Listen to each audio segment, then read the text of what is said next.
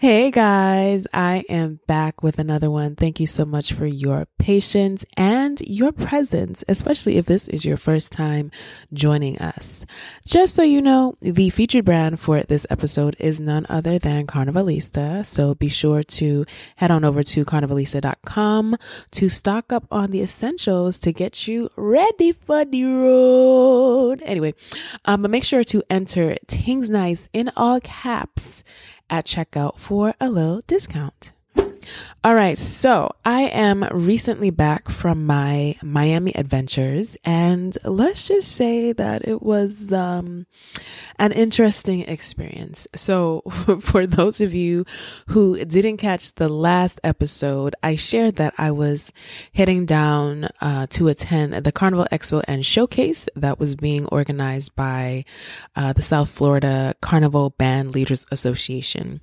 I was invited to be a panelist for one of their events, and shout out to Nikki for thinking of me. Appreciate you. And it was great to get away, right? And it actually wasn't until last weekend that I realized that I have not been on a plane since my trip to Antigua Carnival in August. And I was like, yo, this is insane. Actually, no pun intended, because I play with Insane Carnival, but yeah, I was like, we can't live this life. This is not what I'm used to. I need to be on a plane more frequently. But anyway, so I flew to and from Miami on Spirit, and I was actually quite pleased with their service, right? Like, the people on all of the flights were really pleasant, and the energy and the atmosphere was super chill from the gate to the plane and then off again. So I actually, when I saw that the flights were on Spirit, I got a little nervous because people always complain about them, right? But I guess in the end, as long as you're going into the process knowing their policies and procedures, then you're probably good to go, because I really don't have any complaints. Nothing that they were in control of, right? So anyway, so I was looking forward to this speaking role on the panel, but for some reasons beyond my control, I never got to participate in the panel discussion. So nonetheless, I made the most of my weekend and enjoyed the networking that I got into with a number of new faces. I think the 2-day event that they planned definitely has potential to be something great. I really enjoyed the DJ competition. I enjoyed the panel discussions that I did witness, and the costume showcase, which wasn't a full-on display of all of the band's costumes, but what they did present, like, it was a good time. But I think having a larger crowd and a more structured operational procedure would have definitely made the events a real hit. So looking forward to see what they do in the future. I did get an opportunity to step out one night and attend this popular event called Steam at one of the local lounges. And listen, it was well worth my time. Okay, like, ain't nothing like a free pump with quality Caribbean music. It was just the prep that I needed before these other May shenanigans that I have going on that Private Ryan is hosting in New York. So I will be there. But when I was in Miami, my body was like, "Shah, girl, you just need to move and I will stop hurting." And I was like, yes, I hear you, which is true. So, which brings me to an audience question. And someone who likely believes that I'm in good shape asked me what my exercise routine was. So let me tell you, it has just gotten back to like some type of consistency, right? So the last time that I was routinely active was during my pregnancy. And it's honestly been a real challenge since then. Like, I've stopped, I've started, I've stopped, I've started, and all since 2022. But the dedication, like, right now, I think is pretty real. And I've realized that, like, I'm not currently able to commit to early mornings like I've done in the past. So I would do like, wake up at 5, work out from 5:30 to 6:30 or something like that. But I'm like, I don't have that. So now I use my Samsung Health app. This is not a sponsored message. So I use the Samsung Health app, and then I exercise in the evening after I put my daughter to sleep. And like I'm currently doing this 4-week Pilates program with the goal of regaining my flexibility while doing exercises that aren't like massive sweat busters. Like especially for being at night, like I don't want to be like busting a sweat. So, and I also try to incorporate like speed walking and jogging as much as I can throughout the week to supplement like whatever program I'm on in the evening. And then as far as my diet is concerned, it's really, I think what they're calling it these days is carb smart. So it's like I'm not cutting out carbs completely, but I'm also trying to take it easy on the sweets. Like I love bread, so I don't buy bread. Like I don't keep it in the house. It's so easy at work to grab a bagel every morning. I'm like, I'm not doing that. So as much as I miss bagels, I haven't been eating them. But like other than bread, and I do love rice, but I've been, managing my portions with that as well and choosing other grains. But yeah, other than that, like my eating habits are pretty decent. Okay, so that's that question. But enough about me. I want to get into the meat of this episode. Our guest today is a part of an organization that many of you are probably familiar with, right? Those of us who are living the masquerader's life may have come across the Playmas platform during costume registration for various bands.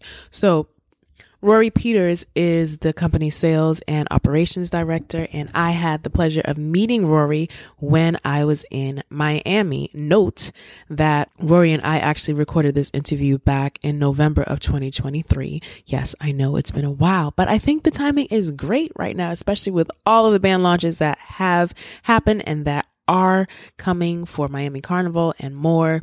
So I'm actually very excited to let you hear our conversation. And for me, it's just so much more enjoyable to listen to because UK accents make everything sound better. So I am truly here for this one. And as a reminder, season 5 is all about taking you behind the scenes into the people and the organizations that make Carnival possible. So let's learn a little something about Rory and Playmas. Open your ears. Because listen, homeboy drops some great lines. Okay, here we go. I'm your host, Sha, and you're tuned in to the Tingz Nice podcast, a hub for all things Caribbean Carnival, culture, and lifestyle. While I do consider myself to be a Carnival professional, I've brought some industry experts along to impart their knowledge as well. Whether you're a newbie or a long-time Carnival veteran, you're guaranteed to step away with new knowledge. Let me talk to Tingz. Hi, my name is Rory Peters. I am one of the directors of Playmas, and I live in London, as you can tell from my accent, in the UK. And my mother was born in Trinidad, and my dad was born in Montserrat. So those are my island roots. Lovely. So you mentioned Playmas app. Give us, for the people who are listening and have absolutely no idea what that is, what is Playmas app? Who is it for? All that good stuff. Playmas is a web-based application that facilitates the ecosystem of Carnival throughout the world. It predominantly is in place to support Carnival band leaders in their back-of-house operations and e-commerce, and of course allows patrons to be able to make a purchase. But my customer are the bands, and also we do some events as well in the form of ticketing. So that's, in a nutshell, that's what we do. Oh, the app, the ticketing, the app that is y'all too. Look at all this information. No, not ticketing, but we do ticketing. Oh, okay. Ticketing. No, ticketing is I think an Antigua. Yeah. Okay. Yeah, that's what I thought, but I was like, oh, let me find out. Okay. No. Big up the crew from ticketing, but no, we don't own them. No. Got it. We know what Playmas app is now, so share, if you don't mind, like sharing that origin story with us, like what inspired that whole creation who was a part of it aside from you and all that? Yeah, so I actually joined the team in 2018, so it already existed when I joined. So unfortunately, what I'm not going to tell you is that it was all my idea and I created it from scratch. No, that's not what happened. I think it was definitely in its infancy when I joined back in 2017, I want to say. So it's been about 6 years. Before that, before Playmas, it was known as Carnival Manager in its original iteration. So it's exactly the same thing, just with a different badge, so to speak. And the team wanted to basically make a change in the carnival space. I remember signing up with Paparazzi, I want to say, in 2015, and I remember I had to pay my deposit via MoneyGram or something like that, and then I had to get like my aunt to put it was just a whole Yes. a whole thing. So prior to 2017, 2016, e-commerce and like Trinidad Carnival just wasn't a thing. Even when the rest of the world was very much, that was very much where the world was at. So, yeah, it was created. I think Fantasy was the first band at that time that used the product as it was. And Caesar's Army was another early adopter as well. And then e-commerce became a thing. But yeah, it all stemmed from that original kind of idea. And then I joined, and then I became a director, and then Playmas was born during the pandemic. And so, Playmas, I can say, yeah, I was there from the beginning because I helped create the brand from the scratch. And I think the idea behind, the transition from Carnival Manager to Playmas was very much an acknowledgement of kind of, having a word like Mas, which is, I think, a very Caribbean centric word that you wouldn't really understand if you wasn't of the thing. But it's very much around understanding that we are a facilitator of the thing and of the ecosystem, and what it is to play Mas. It's not so much the action, but for me, the focus is on the emotion it generates. So to play Mas is to be free. It's to be, happy. It's to be joyful. It's to have that moment where time seems to slow down and you're just in that kind of euphoric moment. And that's what it is to play Mas. So we definitely want that to be the emotion that, it's generated in our user base and in our client base in terms of how people think and feel about our brand. And we certainly started to change the way we marketed. The color scheme of Playmas is very bright. It's very colorful. It's very bold. And it gives us a lot of flexibility to be able to do a lot of things with the brand as we start to widen our scope within the Carnival ecosystem. So, yeah. Thank you. That was very thorough. I remember Carnival Manager. I also remember those days of money transfers. So our mutual friend, Michaela, used to be my person back in like 2010, 2011, when I was going to crop over. So I would send my money to her and she would register me for, the bands in Barbados. So it was, and without them, like without having somebody on the ground, it was just like, who am I really sending this money to? And is the deed going to get done when I do it, So appreciate y'all because it has changed the game. Absolutely. And I think the difference now is that we were the only player in that game back then, and now you've got other platforms that are, available, that Carnival brands can choose from as well. So, it's a whole sector. I would say now it's not just one company. It's a whole sector. So good segue. So, given the participation of bands, like what is that like? If I'm a band, right, if I'm someone who's looking to use Playmas for my organization, like what does that onboarding process look like for them? Onboarding, for the most part, it's we have a e-commerce partner called Stripe, which will be expanding that, but at the moment Stripe's our e-commerce partner, so it's to just have an account with them. And once you have an account with them, it facilitates you being able to collect your money and your money to be able to be deposited into your business bank account. So As long as you've got a Stripe account, all good. And if you don't have one and you don't know how, then, we're here to kind of walk people through that process. But that's about it. And we create an environment for them, which is, has been shrunk down into literally a 30-second process now, which is really cool. And I remember back in the day, it used to be all of this code and but now it's like, I type some stuff in and I click a button and it's done. And, yeah, that's it. We help them to obviously use the platform. They need to be trained. And, outside of that, yeah, rock and roll. So someone could, I have had it that a person has signed up today for a launch tonight, and we've done that. So it's, yeah. That's impressive. So like even with all of so who does all of the setup? Like do they do their own posting up of the pictures for each costume and all of that, or do you have to do that for them? We operate a SaaS model, which is software as a service. So in essence, you can do it self-serve. We give you the tools to be able to do all of these things yourself.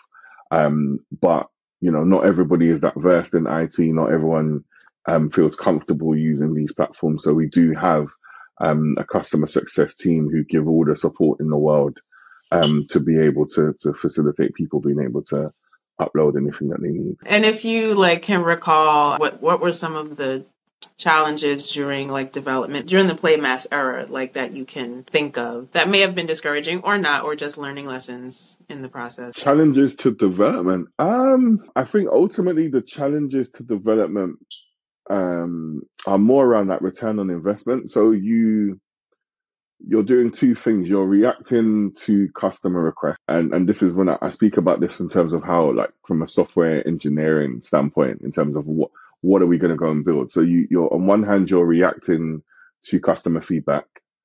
And on the other hand, you're trying to innovate. So you're building something that people can't request because it doesn't exist. Right.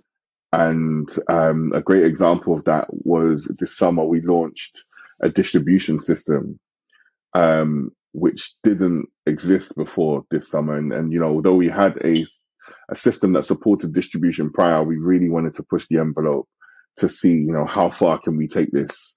And so, we looked at kind of other retail models and other sectors to say, what does good look like? And we tried to take little parts from that. And I think it's more so that process and we call it an edge case, but all of the weird things that are very specific to Carnival that can crop up. So you're having to really think very hard before you release a feature, because you need to make sure it supports all of these random use cases that that Carnival brands use. So, luckily for me, I had quite a lot of experience in kind of being behind the scenes at a Carnival band. So I understand that world. And sometimes it's very difficult for you to be able to put yourself in their shoes if you've never been behind the scenes. So I think that's probably the biggest challenge we have, I would say, is trying to innovate and then to educate and then to kind of get the buy-in and then obviously to engineer that thing and then to train on that thing. And then, it's that's probably the biggest punch what we do. Because sometimes you could show someone something and they're like, I just don't care. And that was, 3 months and, a good 5 figures, of dollar investment in terms of time. So I'd say that's the biggest challenge we have. Okay, so you mentioned that you have some behind the scenes experience, and this season particularly is all about I'm trying to bring people behind the scenes so they can understand everything that goes on. So what kind of behind the scenes stuff are we talking about? What did you do? Yeah. So I worked behind the scenes. I did a few things actually. First of all, I used to run a concierge company called RDR Galavants alongside a couple of other partners, and we wanted to. No, actually, no. I'm going to go back. Further. I originally, with a friend of mine, launched something called Soca Titans. That was actually my original foray into behind the scenes at Carnival. No, I'm actually lying. I'm going to go even further back. I'm sorry. Keep going. Keep reminding. I'm sorry. No, because I'm okay, right. I actually used to DJ. right? So I used to DJ, Yes. and that was like my first. But that's not really behind the scenes of the band per se. You turn up, you play, you go home, right? So anything prior to that, it was whatever. And then after that, I started to attend Trinidad Carnival. And then I went with my friends, and I remember saying to my friend at the time, I was like, there must be a way of making this easy. Like, I want to introduce people to this carnival thing, but I don't want it to be as hard for them as it was for me. Yes. So now I've gone through this process. I just want to make it real easy for them to come and have this experience with me. And so we started this thing called Soca Titans. We had our packages. And by the way, I never knew what carnival concierges were. Like, I never had knowledge that obviously there's obviously multiple people around the world with this same kind of idea, right? So I was like, look, we're going to create this package. It wasn't even about the money. Mm-hmm. It literally was about, I think I must have made a loss easy. That definitely wasn't a money making venture, but it was literally just about, bringing people to Trinidad Carnival. And I think the first year, there must have been about 15 of us, 15, 20, easy. And we had the best time because it was like accommodation sorted, flight tickets sorted. Right. What year is this? 14? Okay, yeah. Mm-hmm. 14 or 15, yeah, 14 maybe. So that was that year, and we did that for 1 or 2 years maybe. And then I joined up with a friend of mine who was trying to do something similar from the UK market. And it was they were called Release the Rhythm, and they were like, look, let's do this thing called Release the Rhythm Gallivants, or to explore. So let's do that. And then we did a big trip to Barbados for 17, I want to say, in 2017. And we had like, I don't know, 40 or 50 people that we supported that year. And the interesting thing, I remember, we made the mistake of including costume collection in the package, right? And I had no idea about carnival costumes. So we linked up with Zulu and Barbados. Mm-hmm. So I've gone to the Zulu band house. We've collected, we must have had like 25 costumes that we were responsible for. So we've collected our 25 costumes. And we've then decided to have our own distribution kind of thing to just our people. So we're handing out these costumes. I was like, so the amount of gems on my headpiece, ting ting, and I'm like, yeah. Nah. You need to go to the band. I don't know if I had any of these. Right.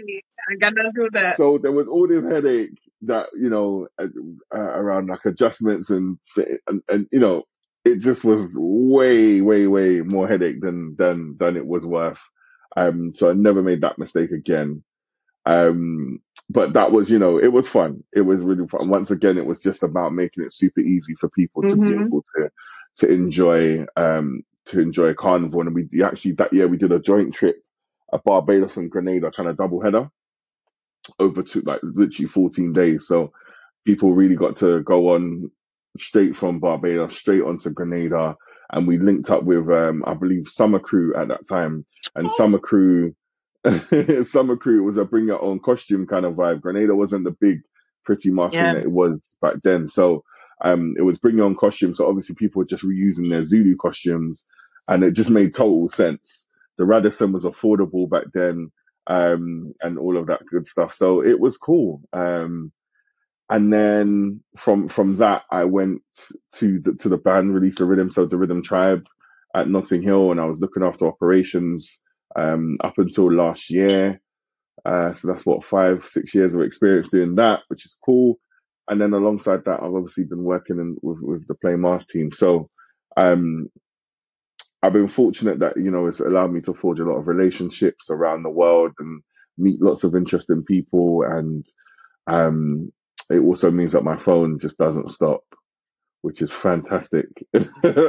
So I can't imagine doing anything else. I went full time in this last summer, so it's been 18 months of really working in Carnival full time and not having to do it as a side hustle. So extremely grateful. That's awesome. That is awesome. Thank you for sharing. Sidebar: I played with Summer Crew the first and only time I went to Grenada in 2014. Mm. So it was good. And they had announced that was supposed to be their last one, but apparently it wasn't. No. So like, oh, okay. So you've been in the carnival game for a while and are deep in it. There's been a lot of chatter about like some people are displeased with the way that it's going. Some people, mostly the newer generation, is like, this is all I know. How do you feel about like the current state of Carnival? Do you feel like we're going in a good direction? Do you feel like we're losing some of the essence of what it was? What are your thoughts? I definitely think there's probably an element of truth to both statements being true. I visited Caribana this year for the first time, and I want to say big up the tribal team and the Epic Carnival team as well. So they were our first clients that we've had from Caribana. So I took the opportunity to go out there and really see what it was about. And I must say that Caribana, or Toronto Caribbean Carnival, sorry, the official name, definitely stood out to me in that they had a real, in every mass camp I went to, there was a family vibe. And in every mass camp I went to, there was definitely a sense of the traditional side of mass, like big mass, uncle who has no reason to be here is cooking, bubbling a pot in the back. There's everyone's coming together. You know what I mean? Like everyone's coming together to build mass, and everyone's got glue sticks in their hand and is doing what they need to do. Music's pumping. Masqueraders are in the front asking questions and signing up, and that kind of mass camp thing. Like I feel like it's probably near enough very unique to Toronto in this time anyway. It's very unique on that scale, right? Where that's like there's no other experience that's what it is, right? If you go to London or you go to most of these other carnivals, it's a pop-up in a hotel or some other place. Right. But it's literally about distribution. It's not about that kind of maybe through the season kind of experience of being exposed to the carnival game. So and a lot of that is because, the reality is a lot of the stuff is being produced in China right now, which, I understand why a lot of it has to go in that direction, but they actually produce a lot of costumes in-house in Toronto versus other carnivals. So I can see where both have a place. And so I think it's important that those places that still do have that traditional kind of side, it's fiercely protected. But I also understand where, from a business perspective, struggle or doing it for the culture may not work for your personal situation, and you do need to think about commerciality and business a little bit more. So it's a tricky one because fundamentally our business model means that we of course make money when people sell costumes, right? So the cost of costumes going up, and all of these things, ultimately benefits us. But I also could see, I care more about Carnival and the thing than money, right? Like this thing has to survive, and it has to be sustainable, and the interest in it needs to continue, and it needs to have that organic growth. And what I don't like to see is that people are being priced out of the market, right? I think there does need to be that variation in cost base so that people can make a choice. There are some people who genuinely want to and can spend $1,500 and $2,000 on a costume. They've got that disposable income, but there are others who just want to participate and just want to, Right. as we were saying at the beginning, they just want to play mass, right? And they should be able to do that at an affordable cost whilst not having to, I guess, sacrifice on some level of quality. I'm not saying they're going to get all the bling, but can they get a decent costume that looks okay? They should be able to. So, yeah. Do you all try to have someone on the ground at each carnival that you like for wherever the band is that has signed up with you all, or is that not like a thing? It's kind of a thing, but not a thing that we ever commit to because it depends. We would like to. That's definitely the aim, is to have physical representation on the ground at every carnival we participate in. However, considering we operate across 25 markets right now, it is very tricky and very costly sometimes. And sometimes it just doesn't make commercial sense. But we do try to. I remember at the beginning, I was traveling a lot, and I managed to really rein that in because I wanted to just stay put a bit. And then last year I spread my wings a bit more, and next year is going to be even worse. But yeah, we try to have somebody there. I think it just gives the bands a lot more comfort. It gives more visibility, and actually people seem to like to see, you know, a face behind with one of my teams there wearing one of the t-shirts, and they're like, "Oh, you're a Playmas guys." Da, da, da, da. So yeah, we've seen some very enthusiastic people when we've been out and about. So yeah, all good. Yeah, because it's a lifesaver. That's why. So do you feel like you get enough free time when you actually travel, or is it like a nice blend of work and play, or is it more work, work, work? Free time. Free time, what's that? It is a blend of work and play, but sometimes play means work. So for Right. example, going to effect to network, you know, I'm in effect and I like soca music. So Mm-hmm. there's worse places that I could think of being, but keeping a kind of serious, having a real objective in the back of of one's mind of, I can't just come here and get drunk. I can't do that, right? So there's that kind of sense of I can never, whilst doing this role, I understand that my sacrifice is that I'm never going to be able to truly be maybe the old me of you know, because we're representing a brand in this space. So yeah, it can be work, it can be playing, but those trips tend to be quite intense because of the long hours. You're not doing 9 to 5. You might be doing, I don't know, 9 till 6 at a band house supporting, and then you've got to go to Effect that night to go and do networking, and Mm-hmm. then something in the morning or blah blah blah. So it can get a bit crazy. That's the other thing. Do you all go to All right. people, or do they come to you? It's kind of, I feel like in the earlies, it definitely was, you know, I say now it kind of is more, we need you kind of thing. You know, that's obviously positive for business development, because it means that obviously we're seen as a service that people feel like they need.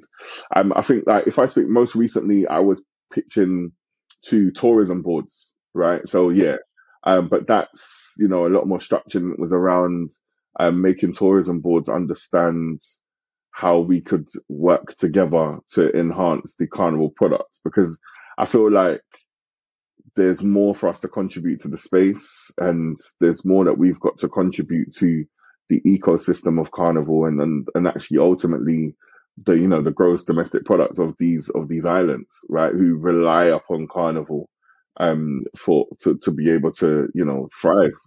So we really have started thinking more recently around how can we help, you know, a person maybe wanting to return to this island outside of Carnival. How can we influence that and work with tourism boards to make something like that happen?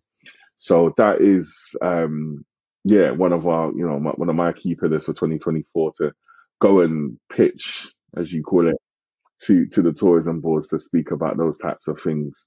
Um, but when I say raw pitching to carnival bands, I remember that was bread and butter in my early days. Like that's all I used to do was sit down trying to, like, so what is it? How does it work? Give them a demo. It used to be, you know, these brutal, you know, 90-minute demos.